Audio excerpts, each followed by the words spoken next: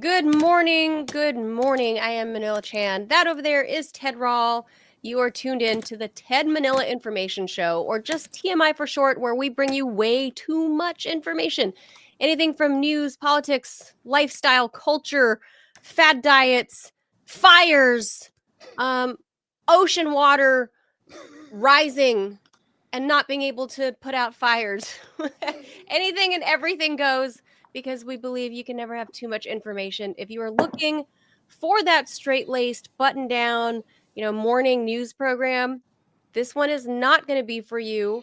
So we're going to, even though there's no FCC here, well, that's why we are giving you this warning, because there is no FCC here. So we cannot protect your virgin ears, is all I'll say. All the stuff that you want to hear about, like breaking news, and then random stuff you didn't know that you needed to know. We're going to tell you all about it and then laugh along the way. We are live Monday through Friday at 10 a.m. Eastern time, so please be sure to like and follow this show. If you are on YouTube, I implore you, if you're watching and have yet to hit that subscribe button, please click that little red button so you can help us hit the target of I think it's 500 subs before we can get monetized, and then some other metrics as well. But we are still a new show. We're about a little over 2 months old at this time, and we need to continue growing so we can make this a real thing. And of course, our rumblers, our steadfast listeners there that have followed us from when we got deplatformed a couple months ago, we appreciate you. If you are in any position to subscribe there, you can throw in $5 a month to become a paid monthly subscriber to help us out. So, with enough momentum, enough growth, Ted and I and producer Robbie might be able to actually make a living from this. Maybe. And more importantly, the show will go on. That's so that way the show can, because Ted, I know in show business, they're like, the show must go on. Well, not always. The Manila, the Ted, and the Robbie must eat also. Or there will be no show. So the show will not go on. Yeah, the show will end. The show will die a dog's death. So there you go. Good. Good news. Our Twitter is also live. So welcome, Twitterverse. This is the TMI Show, and it is about did it work? Start. Yeah, it's working. First time. Welcome, Xers, Twitterers, tweeters, tweets, twats. Tweeters? No, that's something else, Ted. Oh, okay, sorry. At any rate, the TMI Show starts now.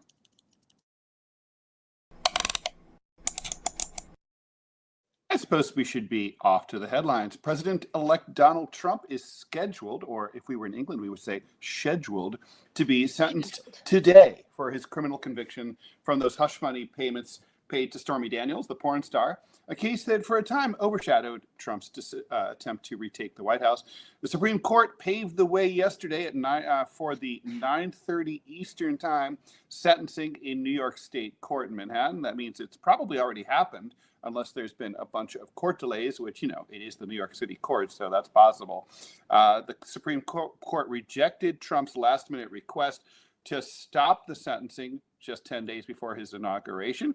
Justice Juan Merchan, who oversaw Trump's 6-week trial last year, has said that he doesn't plan to send Trump to the Hooskow or to charge him any money, but by granting him an unconditional discharge, there will be a permanent judgment of guilt on Trump's permanent record that will follow him all the way into high school and beyond. Yes, this will go on your permanent record.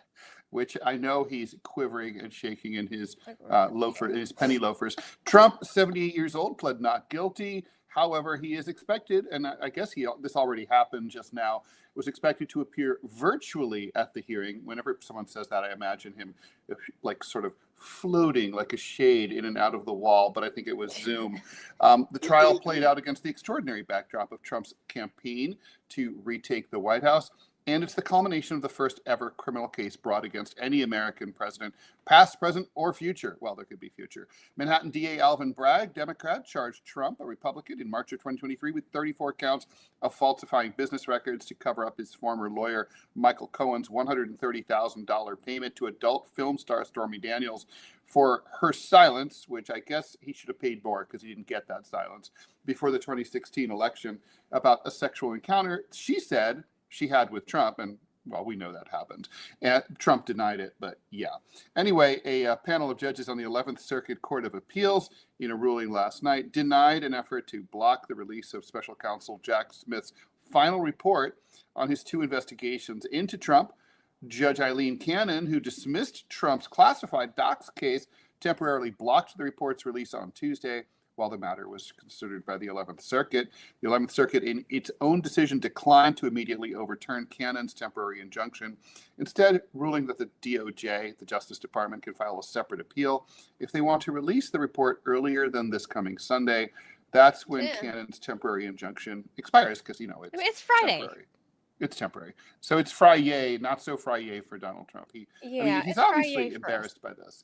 He's not psyched about it. You really think so, Ted? Well, look, first, we have to establish that I think you and I both, we disagree on a lot of things, but this is one of the things that we totally agree on is that, the whole case being brought to begin with was a bunch of hooey, because having somebody sign an NDAA, a non-disclosure agreement, is not illegal I would say in most states, and then paying people to stay hush, at least in New York Now, an State. NDAA is a giant military bill, the National Defense Authorization. Sorry, non-disclosure agreement. NDA, just an NDA. Just one A.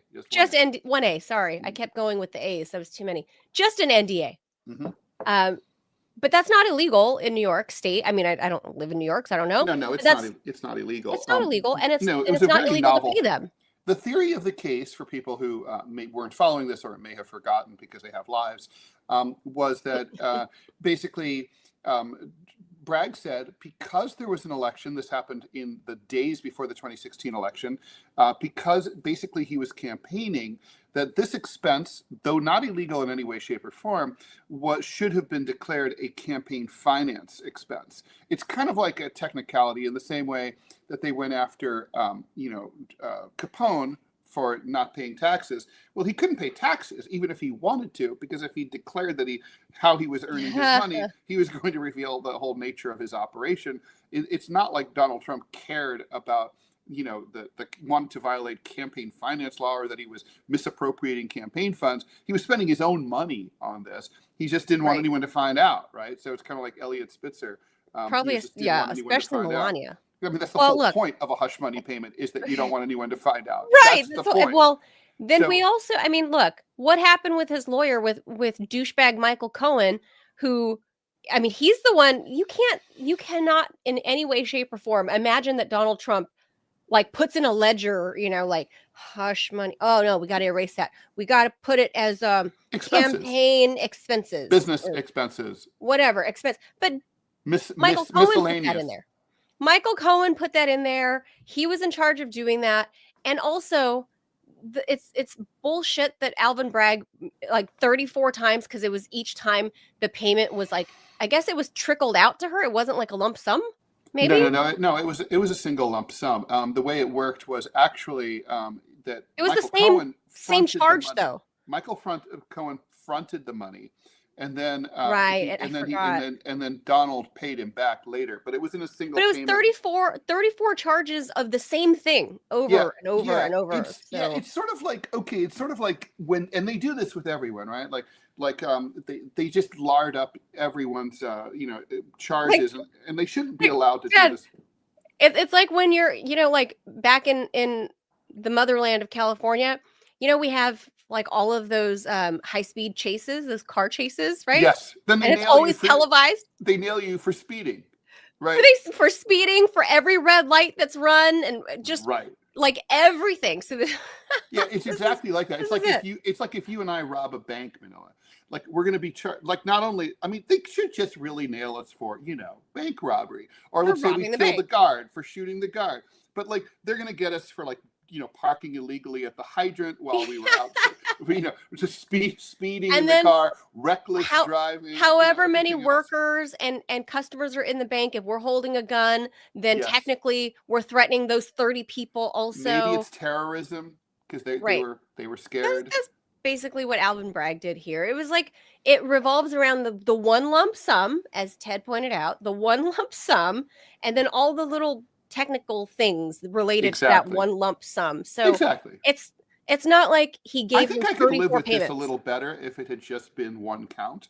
I think I might have been able to be like, okay, well, it's a technicality, but at least they didn't. It is true. They didn't lard it up. I hate it when they lard it up like that. It's like, it's just bullshit. It's like, charge him with the one thing.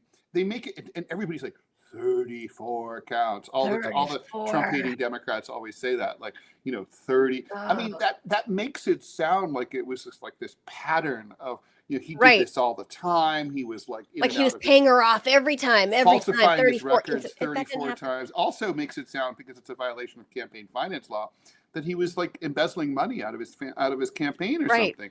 It's like, no, that didn't happen. I mean, it's just like, play it straight, right? I mean, you're the DA, you're the law. You're supposed to set the example for playing it straight. That's what the law is about. So yeah. But it's also fair, as you pointed out yesterday, that this also, I mean, put aside this bullshit 34. Let's call it, the additional 33 counts that Alvin Bragg won and brought on Donald Trump.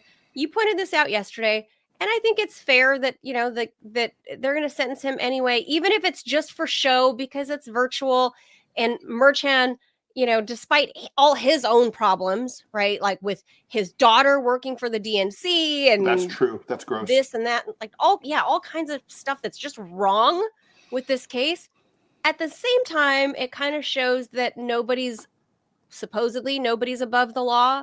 But then if this was anybody else, Ted, when Merchan would be sentencing, if this was Joe Schmo, he would be, first of all, he'd be compelled to show up in person, number one. Number two, he would get a real actual sentence, whatever it may be, like, 6 months behind bars. Yeah, it'd be something. It'd be something. This and this is just for show, to go on Donald Trump's permanent record. And boy, is his mom going to be pissed. What the fuck is a suspended? I mean, like, suspended sentence. It's just basically like, we're just not punishing you. A suspended sentence. But it's going up. What is the permanent record? What is the permanent record? When you're a grown up and not in high school, what is? And when you're 78, you're 78 years old. I think once you scoot by 75, you should be past the permanent record period. You should be beyond that. And this will follow you on your permanent record. They would follow you the rest of your extremely short life at this point. What's happening? Is he applying to grad school next, or like, and this is going to follow him there, and Columbia is going to be like, oh, I see you got a suspended sentence here. Yeah. What was that for, sir? We can't have this criminal, this business records felon. Yeah. So stupid. I mean, it's also like, I mean, I've said this before a million times on my other show with Scott, the DMZ show. Like, if the Democrats wanted to go after Donald Trump, why didn't they impeach him and fuck him for emoluments? Like, he was guilty as shit on emoluments. He's literally broadcasting like, I'm going to continue to run like my hotels. I'm going to charge the government exorbitant rates for government officials and foreign officials to stay at my hotels. I mean, to have access to me, they're going to have to spend like $1,400 a night to stay at my hotel. That's emoluments. The founding fathers put it in the Constitution. It's like dead to rights. They had him dead to rights. The only thing I can think of, there's only two possible explanations. They might both be true. A, Democrats are stupid. Right. B, they do it too, or they want the right to do it too. That's it. Those are the only two possibilities. Totally. Look, hush money payments, I promise you, I can guarantee. I don't have evidence. Maybe it's the multi-syllabic problem that got to them. They were worried that no one could pronounce emoluments. Well, look, hush money, I guarantee you. I don't have any evidence of it, but I can guarantee if I go looking for it, I would find it, that Democrats also have violated many NDAs, have doled out hush money. If we go digging, I can almost guarantee you that half the people on Capitol Hill are guilty of some hush money payments. Oh, yeah, no, I think that's probably right. Like Matt Gaetz, for example, probably should have. Matt Gaetz probably should have paid more hush money. Yeah, look, like the Democrats. If we go looking at half the Democrats on the Hill, I'm sure we can find some sort of hush money payment. So this is just like low hanging fruit, and it happened to stick because you had douchebag Michael Avenatti. Let's not forget him, who now is also a convicted criminal and behind bars himself. Yeah, he's in jail, right? Yeah, he's behind bars, and he was the guy that he stole Stormy Daniels' money. No, yeah, right, Stormy Daniels. Yes, that's exactly it. He represented her. He went on all the mainstream media channels. Let's not forget this, okay? He went on all the mainstream media channels, and at some point, he got a CNN contract to be a contributor, and they were ponying him up to say how great and wonderful he is, that he should maybe consider running for president. I remember that. He was the true hero. Wow. That's all I can say. That dude, yeah, he stole all this hush money. Like, everything we're talking about here has all circled back to douchebag Michael Avenatti. Like, why, Ted, as a baseline, did MSNBC, CNN, all the the left-leaning mainstream media, as a baseline, you have to know that there's a little bit of shadiness there to begin with. Why? Because Michael Avenatti is a lawyer. He's a New York lawyer. That's a baseline. Hold on. That's a baseline. But hold on. Hear me out. Not only is the baseline that he's a lawyer representing a porn star. Well, I happen to be a huge... I like Stormy Daniels. I think she's like awesome. No, I don't mind her at all. I'm just saying. Work, but generally speaking, lawyer representing a porn star, not like she was raped or something horrible happened to her. Because I'm all for, like, good on you, girl. You want to be a porn star, be a porn star. You want to be a stripper, be a stripper. I don't care.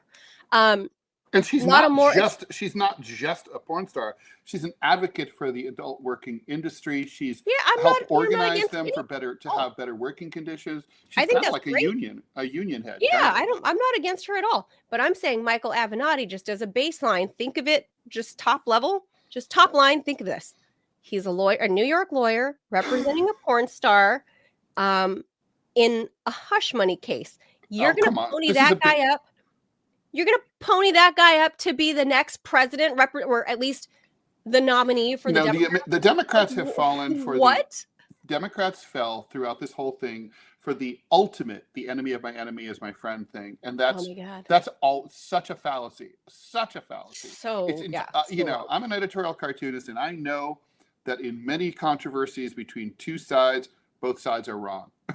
you have to be able to see that if you have any brains. All right, we have it's coming. We've got news to it's coming through now. Hold on, the breaking news. So Merchon declined to sentence Trump. Trump sentenced without penalty. Of course, we knew that. So there it is. We knew that was coming. All right. Well, all right. Congratulations, President-elect. Yeah, on your permanent record, Donald. Donnie. It is on the permanent record. So Donnie, he's never going to get into that exclusive junior high school that he was hoping to get into. Anyway, the Supreme Court is set to hear health plan price transparency. Sorry. The Supreme Court is set to hear oral arguments today in a case that could determine the fate of TikTok here in the U.S.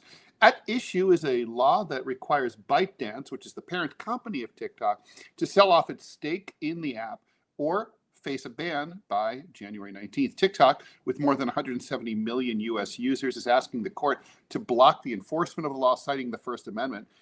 Biden's administration says that the law is necessary to address national security risks that have never been explained by anyone, supposedly posed by ByteDance's potential ties to the Chinese government.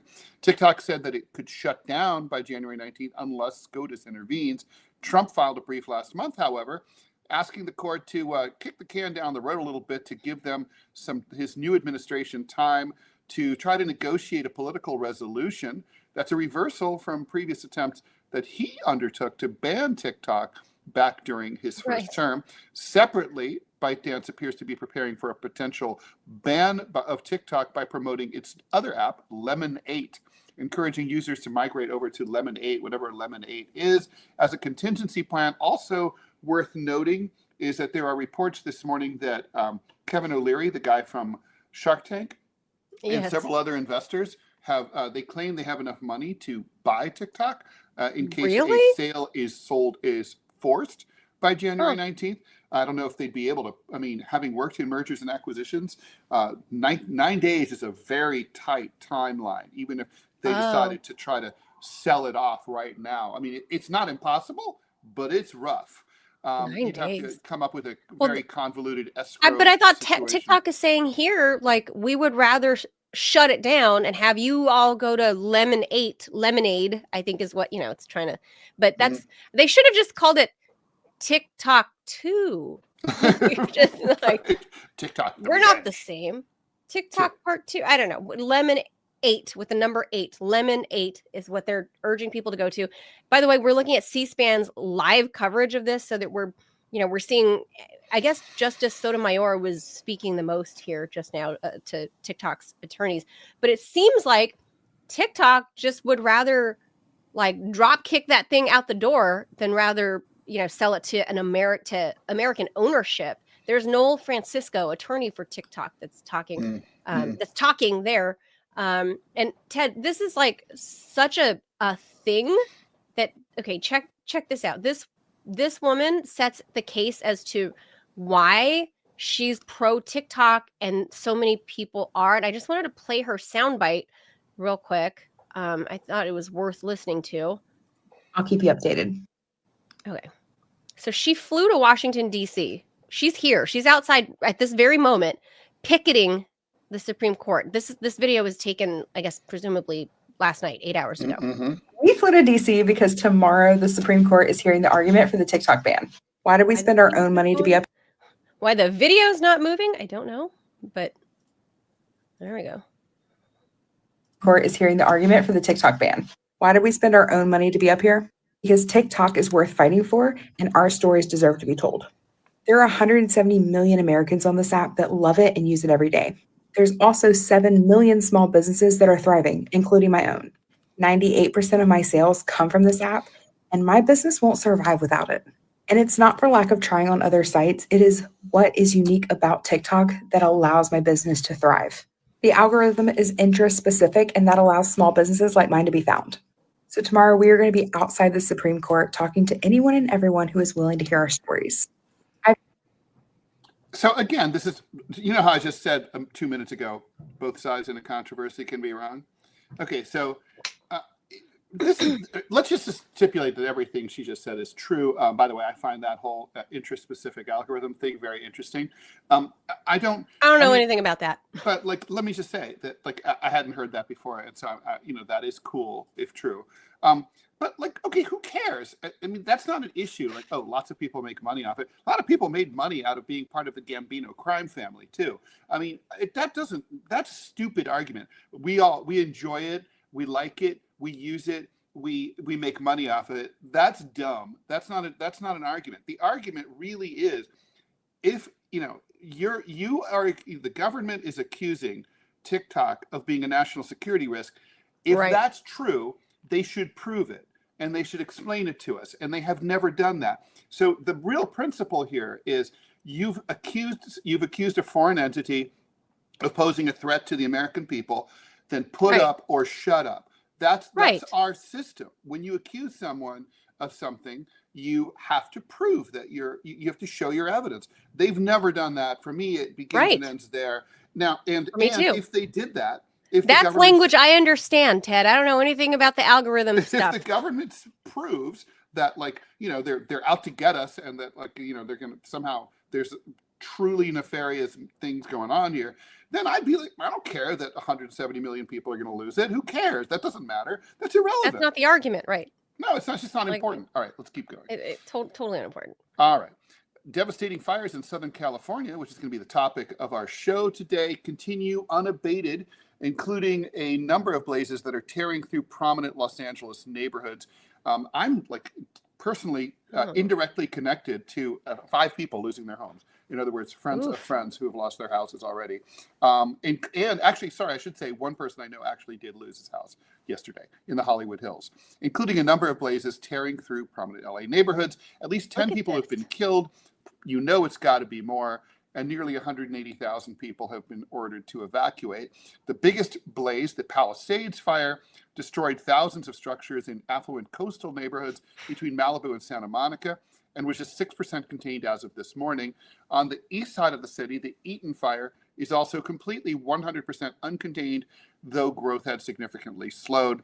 High gusty winds, and particularly the Santa Ana winds that sweep westward off the desert, the high Sierra toward the coast, carried flaming embers for many miles, raising the risk of new fires across the city.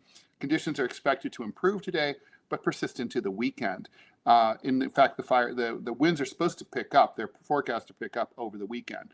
The fires could become the costliest in U.S. history. Early estimates of $20 billion of insured losses, $50 billion in economic impact. Obviously, it's way too early to know the details of that. These are just completely guesstimates, not even back of the envelope, pulling these numbers out of their asses. But yeah, we're going to be talking about that, so we should probably save our commentary on that. Venezuela has briefly arrested the opposition leader just ahead of the inauguration of Nicolas Maduro. Forces loyal to the Venezuelan government detained opposition leader Maria Corina Machado as she left a rally in Caracas. No, Machado's right. Machado. Yesterday, just a day before President Nicolas Maduro was set to begin his 3rd term. I think he's already been inaugurated. She was released just hours later. Machado had been in hiding for over 100 days, but he came out of his hidey hole to galvanize protesters, risking their lives to demonstrate against the autocratic government that the West says is illegitimate. Despite soldiers loyal to the government manning checkpoints across the capital, thousands of citizens marched in response to the opposition's calls for resistance. Moments before her motorcycle convoy came under gunfire, Machado led a crowd of supporters chanting, "We are not afraid, nor are we particularly intelligent." Her short detention could lead to further protests, but Maduro is determined to retain power for another 6 years and has been sworn in. And the government says it will also arrest Edmundo Gonzalez, the man who some so-called independent audits show won last year's election, if he attempts to return from exile in the Dominican Republic, which he said he was going to do today. The thing about Venezuela is who knows anything, right? I mean, after the U.S. government repeatedly tried to overthrow the government of Hugo Chavez, and there's no question that he was popular and won legitimately, you can't really believe anything that the U.S. government or its pet media outlets have to say about this. Absolutely. But but we do say that certainly the election results are highly disputed. That's fair to say. Yeah. So that's something we'll leave to the experts, because there are experts on one side that say they witnessed and the elections were free and fair, and then others that say, oh no, Machado's guy Gonzalez won. And so okay, this is not my area of expertise, but there were crowds from both sides. Let's make no mistake, Ted, there are a lot of people that actually support Maduro. So yeah, no, there's no question. I mean, seriously, this is one of those, like, I don't know. I just don't know.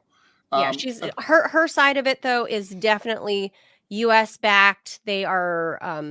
I know that much. They're sure. This is they're on the like same CIA backed, Freedom House. Oh, for sure. They're the Juan Guaido side. That's all. Yeah, that's like team. Yeah, that's like team. Maidan. Kind of people. All right. For the first time in 2 years, Lebanon has a president. It took 2 rounds of voting yesterday, but in the end, the country's parliament tapped Army Chief Joseph Aoun. The 60-year-old career soldier headed the army since 2017. He kept his troops out of the recent and devastating 14-month war between Israel and Hezbollah, the country's most powerful armed group.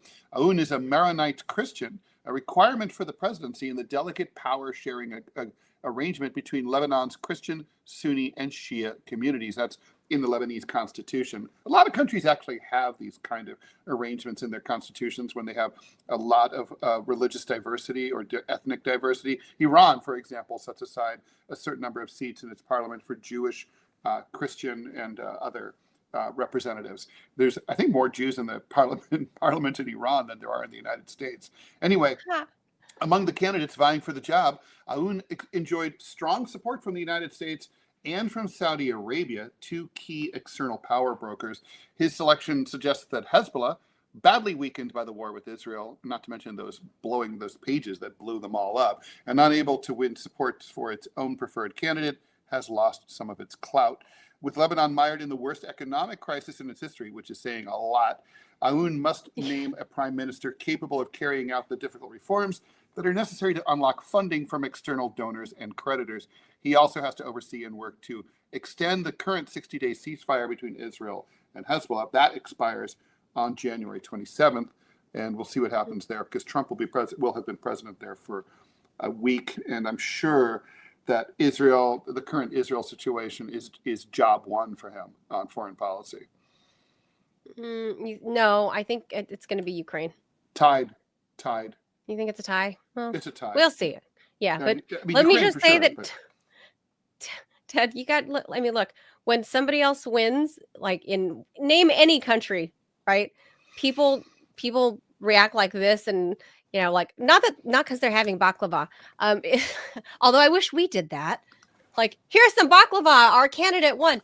But people actually celebrate. What I want is the Taiwanese style or Mexican style corruption, where they buy your vote like with pots and pans and stuff. Like, I need a new coffee maker, and Do they give you They give you household items? Yeah, they do. Oh, I didn't know that. Well, I'm just saying useful. The citizens of Lebanon are doing this. Like, yeah, please have some baklava. Here you go. And we don't do that in the U.S. I'm just saying, like, that'd be really nice. Baklava is more than we get. We don't get anything in our. I know. I'll take some baklava, sticker. man. Like, give me some baklava. Keep your stupid sticker. Yeah, give me some baklava. Yeah, take the sticker and shove it. Yeah. All right. Let's leave that there. We got our guest, I see, waiting in the tall trees. Let's hit the jaws and get to our main topic, which now I'm thinking baklava. It makes me, I'm getting hungry here. All right, I haven't had anything to eat today. All right, like many Americans, Manila and I have deep ties to Los Angeles. Manila grew up in Metro LA and still considers herself a Californian, as everyone who listens to the show is well aware. I was a talk show host at KFI AM 640 Los Angeles for many years, and also the staff cartoonist at the Los Angeles Times, also for many years. So we're going to talk about the long-term repercussions of the wildfires that continue to scorch the nation's biggest city. This is not by any means over. As the drought continues and the climate continues to change in a place that really never had any water resources to begin with, can we adapt, or more accurately, can Los Angeles and California adapt? Or is it time to consider forcible population shifts away from California? Should the U.S. government assist Californians who lose multi-million-dollar homes but can't get any insurance? How do we define a tipping point after which a place is really no longer habitable? We're going to be joined today by Dr. Reese Halter, one of my favorite guests. He's an award-winning broadcaster, distinguished conservation biologist, and an author. His latest book is called Generation Z Emergency. Follow Dr. Reese on Twitter, or now X, at Relentless Reese, that's REESE, and on his website, drreese.com. Dr. Halter, as always, thanks for joining us. Hey, good morning. Hi, Dr. Reese. Hey, how are you, baklava? Happy birthday. Thank you, and baklava are bees, by the way. That's honey. Now, on to the matter at hand, which is a nightmare. I saw last night President Biden said that the feds would be covering the $150 billion estimated damage. There's over 11,000 structures that have been done in. There are two raging of the 6 fires. The Eaton fire and the Palisade fires, by the way, are anything but contained. They're both well under 10% contained.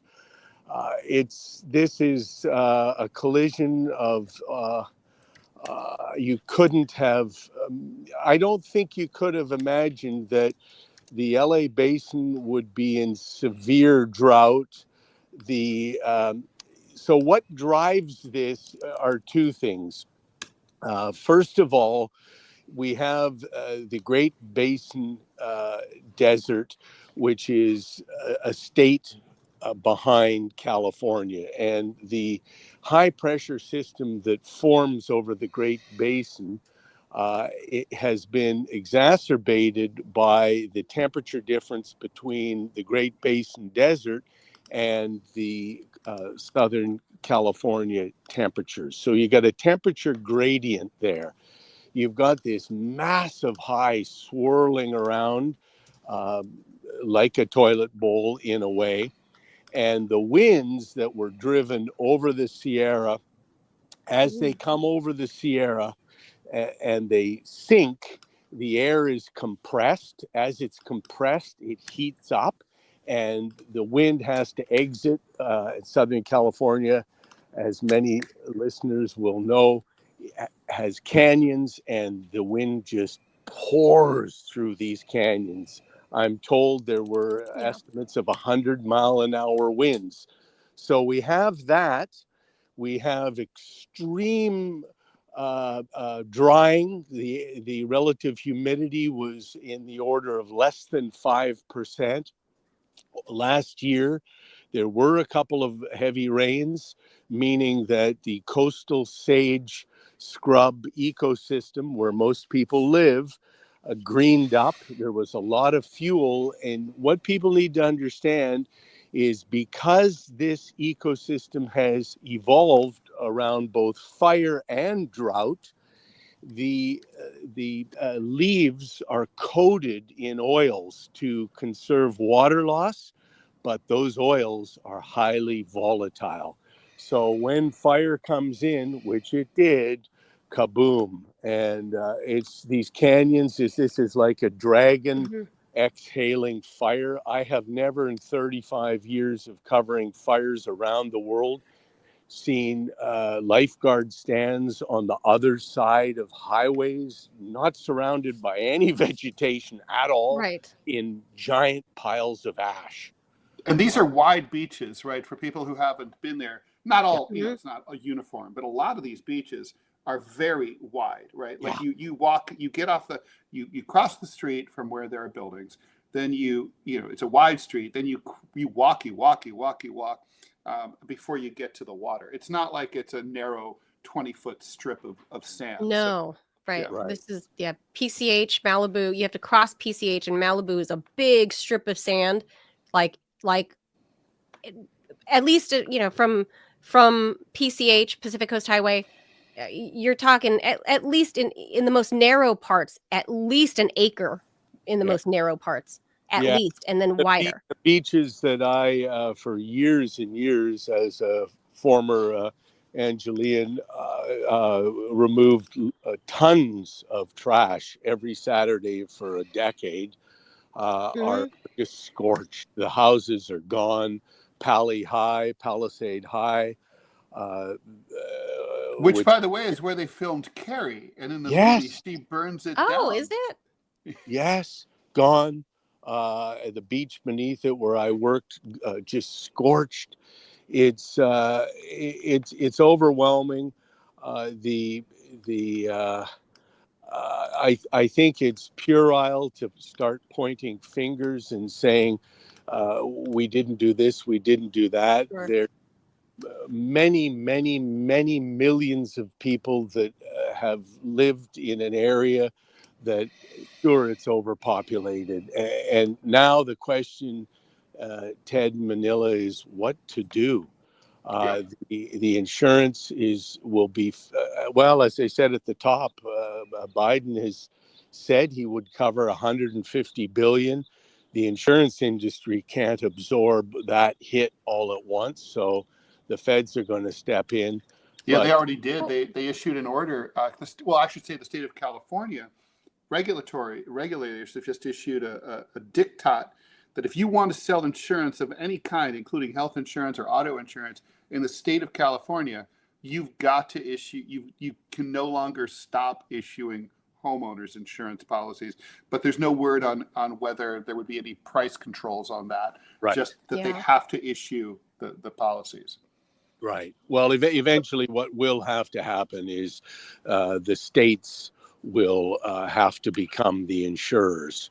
And there's a number of Midwest agencies that have dropped off here. Our house got dropped in NorCal. They just said Really? that. Yeah. So that's coming. And on top of all of this, for goodness sakes, for heaven's sakes, 2024, Copernicus, the European equivalent of our NOAA, has issued an early statement saying that we have topped 1.6 2024.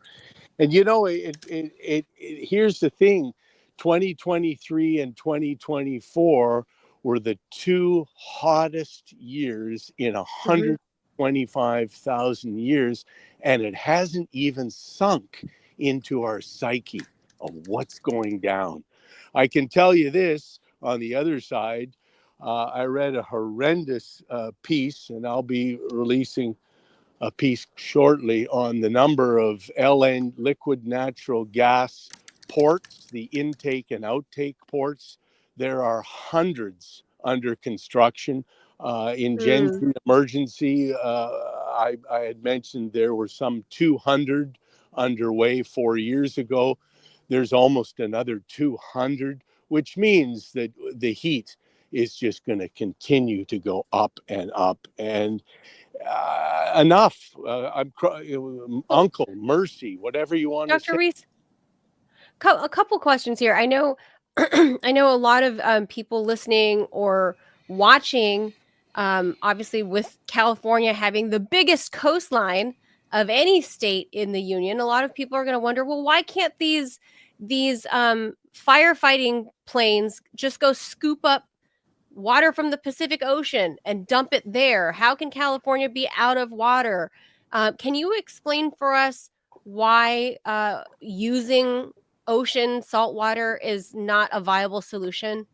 Well, I did see some scoop, but I guess they don't want to put sodium onto the soil, I guess. And I guess we don't currently have a fire squad of enough scoopers. Yeah, well, there's that. It's any which way you slice it, the amount of fire retardant that's being dropped is so toxic, and it gets into Oh, waterways, and all of the reptiles and amphibians that are down in the waterways and the little creeks, and they're done in. So it's just it's we have to come to terms with what we're doing, and the word enough comes to mind. Everybody, not everybody, but many of the big shots, if you ask them what their dreams are, this, that, or the other, they have one word which bugs the dickens out of me, and that's more. And Mother Earth is on bended knees. We're already using almost a couple Earth's worth of resources every year, and we cannot continue. And people don't want to hear that. The leaders are hooked into this GDP nonsense, which means that each year we have to take more from Mother Earth, and there's simply not that much more left. And people don't want to hear that, but I'm telling you, uh, I don't know anybody, Ted or Manila. I don't know anybody who revels in debt. And more equals debt. The more debt you have, the more stress you have, the less happiness, joy, and for shame, I use the word bliss. It's not there. So, I'm going to be a contrarian. What the hell? Eschew materialism and consumerism, and be kind, help the animals, help elders, do good things, not because you're going to be rewarded, but because it's the right thing. it's the right. Yeah, I was going to say it's just because it's the right thing to do. It's the moral thing to do. It has nothing to do with anyone's religion, or it's just the right thing to do is to be humane to everybody and be mindful of what we're doing. Because Dr. Reese, I'm reading that obviously, you've lived in California for many decades. I lived in California for many decades. Um, you and I both know that this is not fire season. This is January. And people are saying, obviously, the conditions in California over the decades have changed due to climate change. And now our friends, our families are going to suffer year-round fires.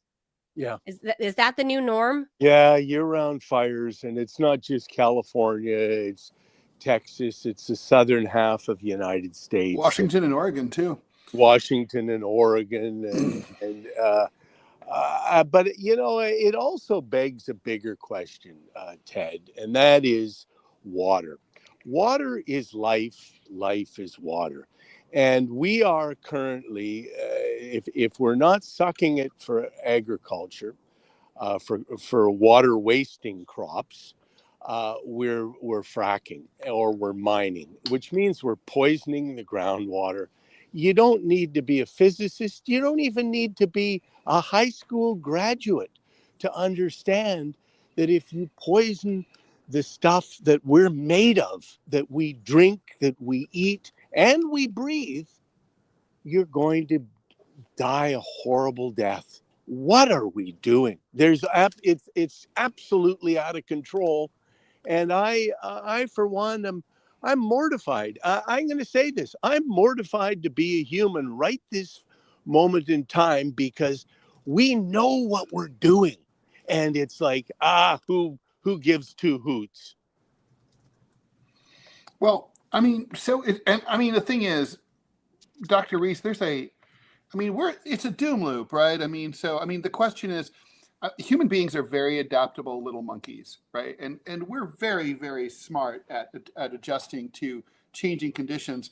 By the way, just parenthetically speaking of, to sort of echo what you're saying about the weather changing in California, I was thinking about how the fog machine in San Francisco is no more, right? Yeah. That's a very strange phenomenon.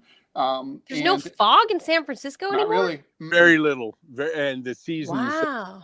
have diminished. And by the way, the redwoods of the southern population in Santa Cruz is in strife because where there's fog, there's redwoods. They need fog. Redwoods Yeah. drink the sun moisture Interesting. out of the fog. So the thing is, will we? So I guess the question is, I guess it's capitalism. We'll try to adapt, but wouldn't it be smarter to sort of avoid the doom loop and have more of a centrally planned kind of society, where we said, there's just certain places where people are no longer allowed to live in as high numbers. There's many places that would be more sustainable for Americans to move to, that are relatively, not populated, and are just, have more water, for example. Is that just impossible to reconcile with our economic and political system? Yeah, worldwide.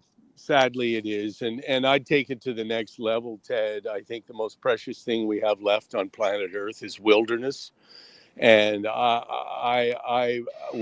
my fantasy is that we get the under 31s activated and that they become the defenders and guardians of the wilderness, because without wilderness, we have nothing. And it really is as simple as that. And here's the thing. Yes, there's doom everywhere, and people more often than not want to look the other way or deliberately look the other way. But what you did say, Ted, is so true. We're very habitual. And most of this sociopathic consumptiveness is strictly habitual. So what you can do, each of us, is refuse to partake, refuse to do things that harm the planet. That just the other day, as of many articles that have come forth, but in Science, there was an article that says those that eat plant a lot of plants, preferably plant-based diet. But if you're an omnivore, but you still eat a lot of different kinds of plants, your health and your gut bacteria is 1,000 million times better than not. And so my point is, make an effort to switch to plant-based. This animal agriculture is so hard. It's water consumptive. It's the poo is leaking into everything, and the amount of food, the grass that the animals have to eat in order to get a pound of beef is ridiculous, and it's just not going to fly. Although we are adding an extraordinary amount of humans and cattle. I think a couple 100,000 by memory. I think it's 220,000 new humans a day, and it's 177,000 cattle a day to the planet. It's not working. It's not going to work. So don't partake. But doctor, don't we have like, I mean, isn't it like, like no matter what we do as individuals, right? I mean, let's just say you can, let's just all stipulate that there's obvious things that we could do. I'm not sure that's 100% true. But like, let's just say that we all know the list of, say, 5 things that we should all do in terms of our lifestyles to change our lives and help the planet. We're only going to get 10% or 20% of the public to do it, right? I mean, don't these changes need to come from the governmental and policy level? Shouldn't we be pressuring our political leaders and our corporate leaders to change it up? I mean, even if it's just like, say, one giant corporation, pick one, 3M, GM, whatever, Right. they decide, if they make a big change, that's going to have a huge impact, more than whether I recycle or I eat more kale. Right. Well, if you can, but money talks and BS walks.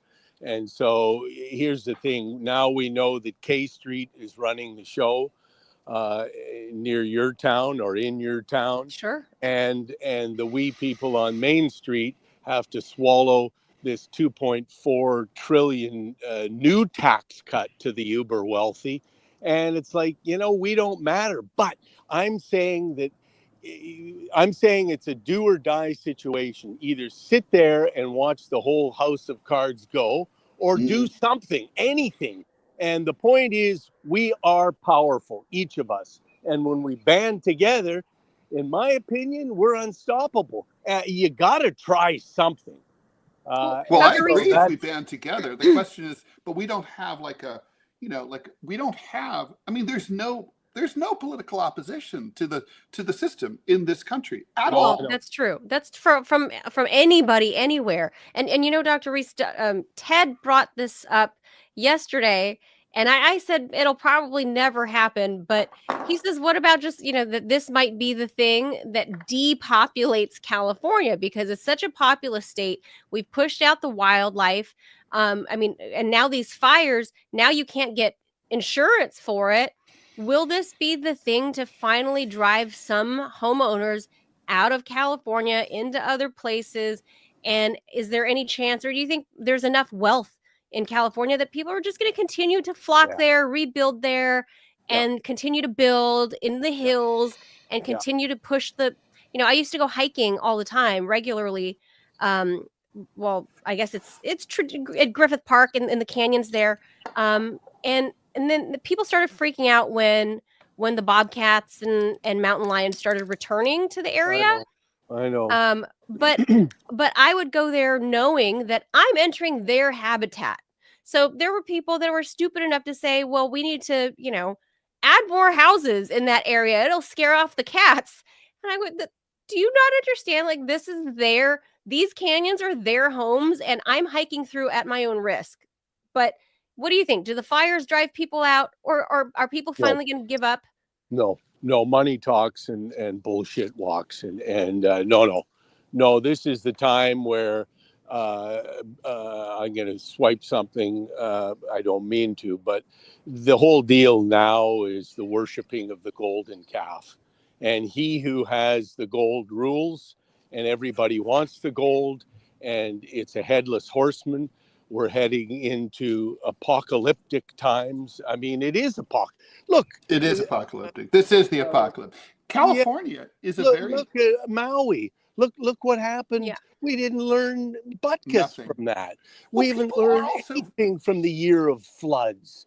And people are really good at self-denial, you know. I mean, Yes. people. I mean, look, forget about the wildfires, which have, you know, there's always been fires. They're getting worse and bigger, of course. But you know, those same people lived, you know, with the risk of earthquakes for years, Right. mudslides. I mean, California is kind of, you know, very dangerous place to live, and all these rich people choose to live there because they like the weather. But I used to live in the Hamptons, and you know, I remember one time just noticing, you know, every time you enter a town in like East Hampton or Southampton, it'll say like settled 1630, settled 1620. And then you look around and you're like, you know what there isn't in a town, in a place that's that old? There's no historical buildings, right? There's no historical house museums. I know. There's only one place where there are: Sag Harbor. Keyword, harbor.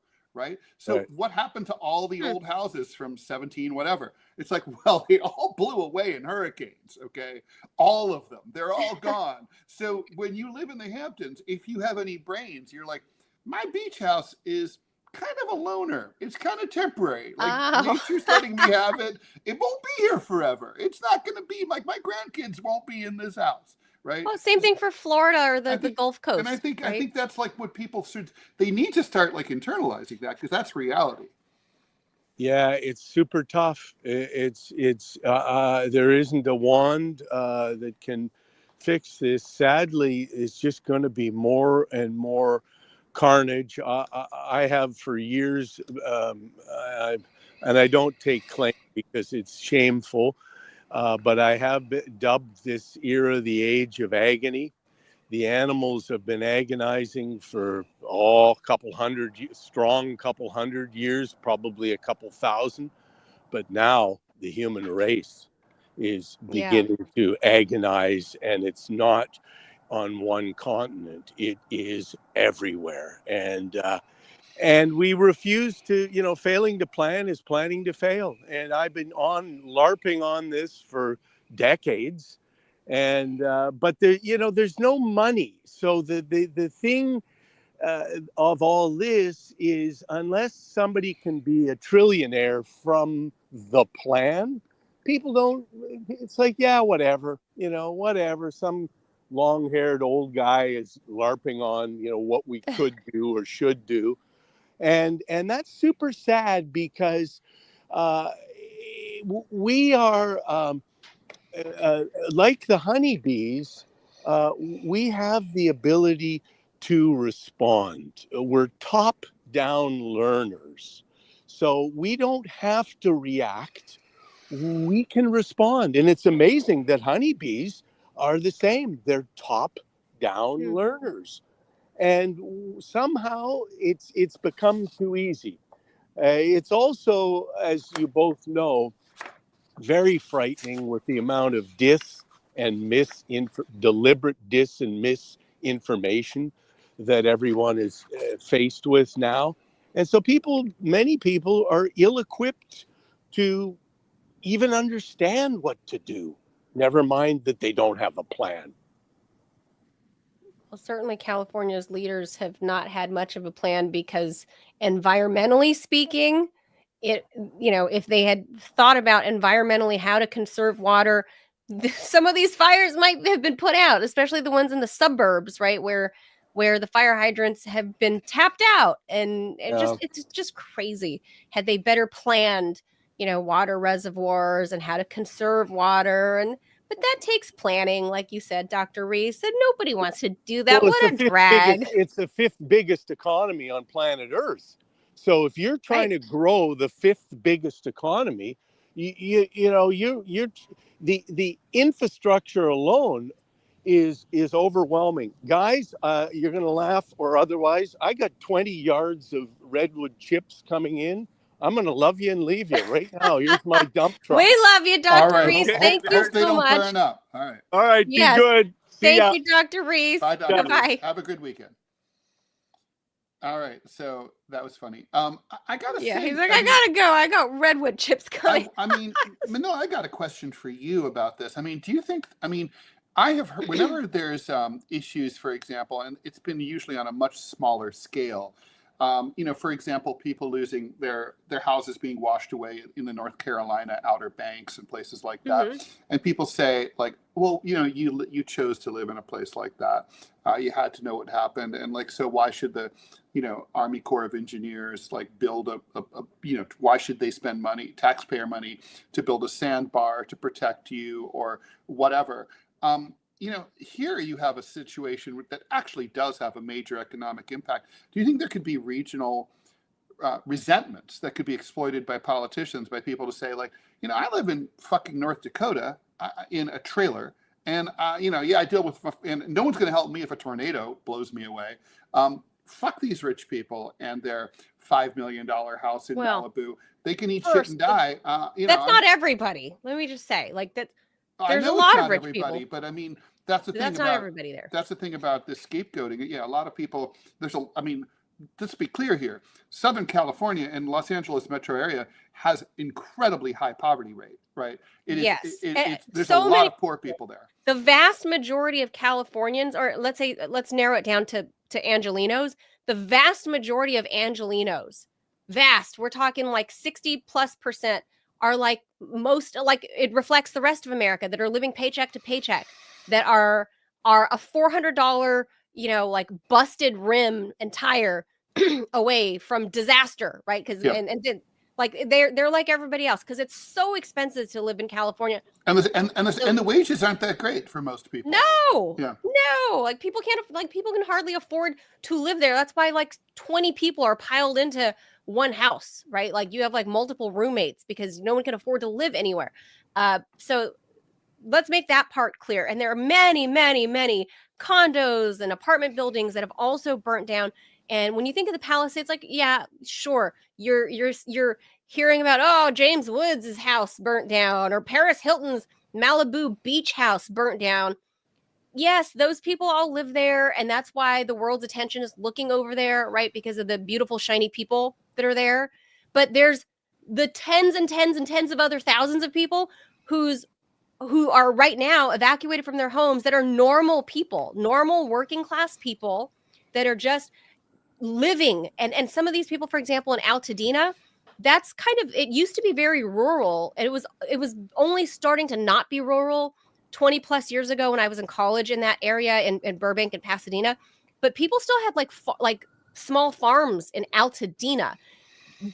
Those are people that have been there multi-generationally, up in the Angeles National Forest area. Like it backs up to the forest. That's where you see those stories of like mountain lions coming down and scooping up your dog, or a bear going swimming in your pool, or scooping up a jogger, or that's Altadena. That's where you see that news, because it backs up right to the Angeles National Forest. And those people are, they might be real estate rich today, but generally speaking, the people that live there have been handed down the homes. People have lived there for many, many generations. So the vast majority of the people that are impacted by these fires are not the Paris Hiltons of California. No, that's for sure so true. There needs to be it's the vast majority. So there needs to be a little more sympathy for these people. The way although I gotta say, ironically here, this is one of those rare natural disasters that disproportionately affects wealthier people more than poor people. Well, in Palisades, to live in the hills is more expensive. In the Palisades, in the canyons, and Malibu, that's prime real estate. Malibu, that's prime real estate. Malibu and the Palisades, prime real estate. But there are some in California, that are small when you live houses in the that have been there. You're where the fires aren't. You're probably not as well. It's poor. I'm from the east. I'm from Whittier. It's at the East LA border, Whittier Boulevard, famed Whittier Boulevard with the lowriders. You're not way out in the dirt.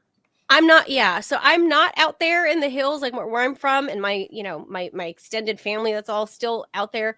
We're not up in the wealthy parts of town where this is happening. But still, there are also working class families that when Malibu, before it was established, was like this little Here's the thing. I kind of like wonder if town maybe, away from Los Angeles. That was the whole point of Malibu. I mean, I think maybe, like one solution here is to say, like, sort of like, if your house burned down in a wildfire, the insurance company will pay for it, but they're never going to cover you again. Like that plot of land, if you build Probably. something on it, that's on you. Maybe that's the solution.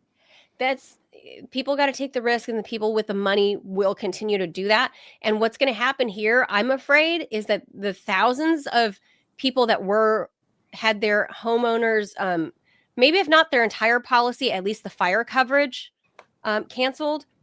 I'm afraid what's going to happen here is they're going to get exploited by other wealthy people that have been waiting to get those plots of land. Oh, they will. Just like in Lahaina, just like, you see, like, that is what's going to happen.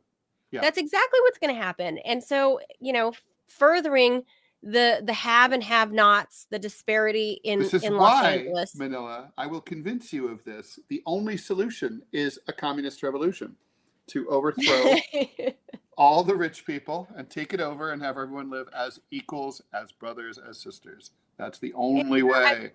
I used to believe in that. On paper, it sounds great, but then there's always government corruption. So always. I don't. The thing about capitalism versus socialism is that they both have ideals. They both get corrupted from those ideals. But at least socialism starts with a real ideal. Socialism starts with an ideal that can be corrupted. Which is, basically we're all equal. Capitalism starts with the ideal that is already corrupt, which is that I deserve to have more than you because I like me better than I like you. That's bullshit. Because I can do this. Like I'm a soft capitalist, and I believe some people bring more value to this planet than others, and they have more. I'm not saying their lives. I'm not saying their lives are not worth it. I'm not saying that. No. I'm not saying that their lives are less valuable as humans. I'm saying if you have the ability to do X, Y, Z, like you have the brains to do this, then why should you live equally as some fuckwit that doesn't have any smart two brain cells to rub together? You're saying the neurosurgeon should be equal to some fuckwit that it just wants to sit around playing Xbox all day. They are equal. They're equal as humans. Equal as humans. They're both human beings, and therefore they deserve the same thing. Well, here's my answer to you. If you're like, well, no one would ever become a neurosurgeon if they didn't get paid more. Bullshit. If everyone got paid exactly the same amount, people would rather be neurosurgeons than like asbestos removal workers. Okay, that's just true.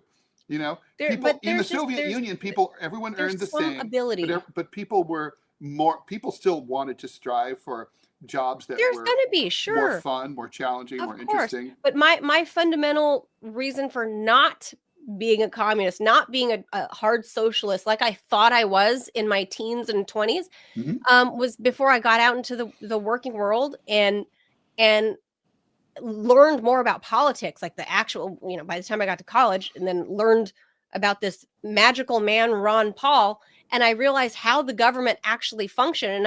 And I dug more into, like, for example, the Lao government and the communist revolution there. And no matter what, it's a corrupt government, no matter which way you look at it. Anyway, we're really deviating from the main topic. And we should wrap it up. But the fire thing, this, like, there has to be something there that there needs to be some government intervention there to prevent that exploitation. Because I'm not a small government. I'm not a big government person, but I'm not a teeny tiny like producer Robbie, where I want a government so small as he says that he can flush down the toilet, right? That's getting flushed down the toilet by itself anyway. They don't need any help with that. But there needs to be, when the government does intervene, it needs to be in places like this to protect the people. But instead, we do have a government that seems to be exploiting its people and using us only as tax mules. And we're not getting the benefits of this. And they're shipping off our money everywhere else. Instead of, like, in California, like, what the hell is Gavin Newsom doing with all the tax money? Like, it's the highest tax state in the entire union. Like, it's just, I mean, that's part of the reason I accepted the job with RT America, rather than go back to California. I was in Arizona at the time, but rather than move back home to California, I thought, well, cost of living. No, the cost of living is brutal, but the taxes are least. The taxes are the least of your problems when you live in California. It's housing prices everything. that are killing. Yeah.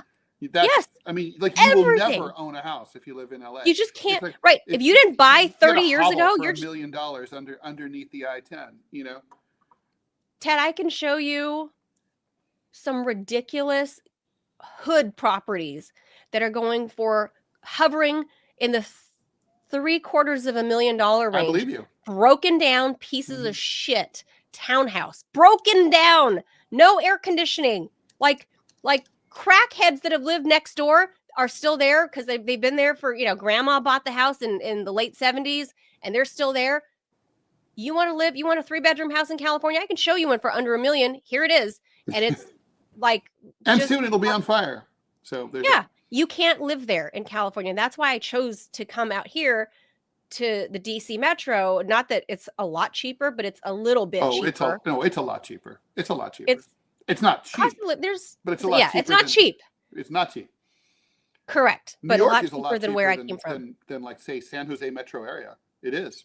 I mean, New York City? Oh, yeah. I couldn't afford to live in San Francisco, let's say. There's no way. I mean, I pay $5,000 a month for my apartment here. I could never get anything like that in San Francisco. There's no way. I mean, that's cheaper than. Oh, yeah. No, this apartment in San Francisco would probably be close to 9 or 10.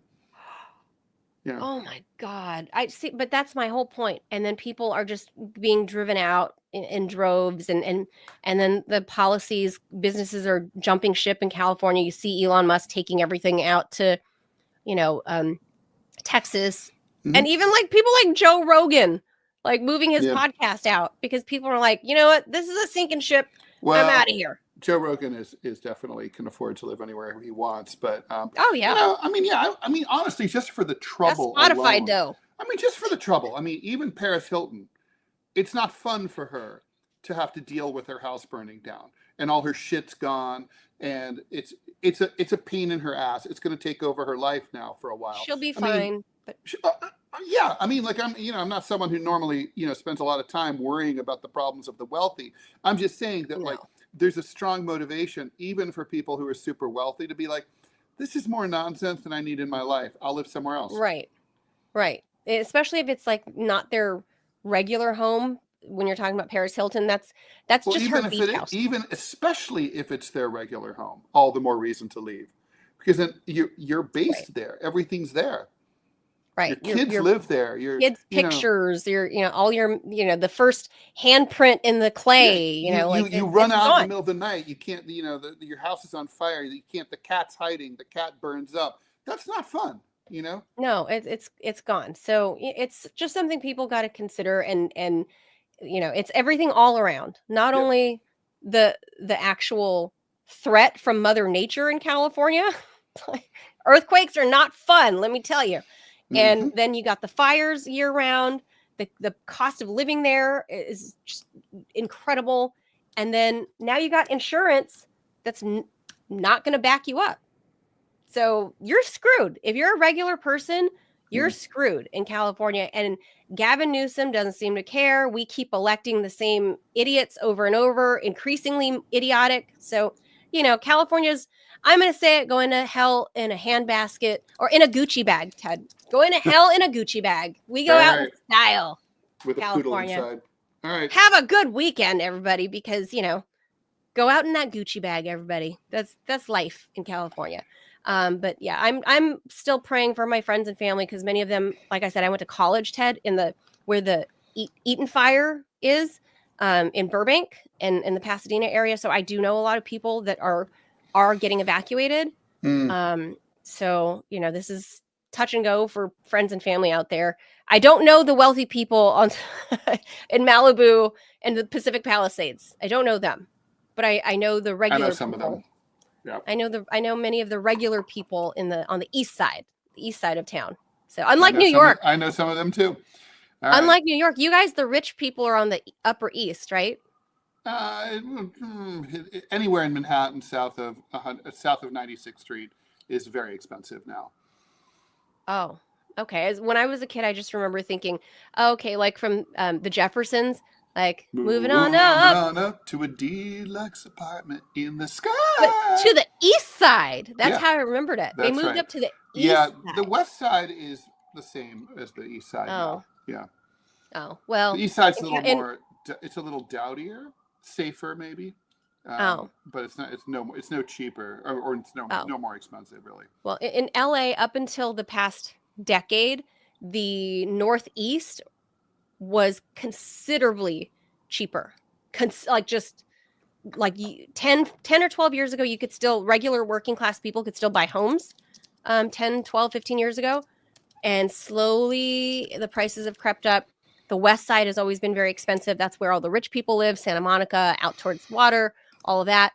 Regular people were pushed east towards where the hill fires are right now. And now those prices are way up. So, for us now, everywhere in California is expensive. So anyway, with that, have a great weekend, everybody. We're going to bring this thing to a close. Please be sure to subscribe. If you are on YouTube, hit that red subscribe button. If you are on Rumble, we ask, please, if you can, become a paid monthly subscriber for just $5 a month so we can keep doing this show for you. If you guys are enjoying what you're seeing and you enjoy this and you want us to continue to be able to provide this fun news and infotainment. Ted, is that what we are? Infotainment? We try to be infotainment. We try to tame as much taming as possible. We try to tame. And we are trying to remain fully independent. We can only do that with viewer support. So please click on that button and support us in any way you can. And if that just means subscribing so we hit our monetization goals, then please click that sub button. So that's going to do it. Thank you, guys. Thank you, producer Robbie. Ted, have a great weekend, everybody. We'll be back. Bye, Manila. Thank you. Thanks, Robbie. Monday. There's no holidays, right? No. No. We're holiday free. Okay. Yeah. Now MLK the year starts. Day is going to be coming up soon, which is also Inauguration Day. Oh, and yeah. We'll be seeing you on Monday. Have a great weekend, everybody. Adios, amigos. Bye.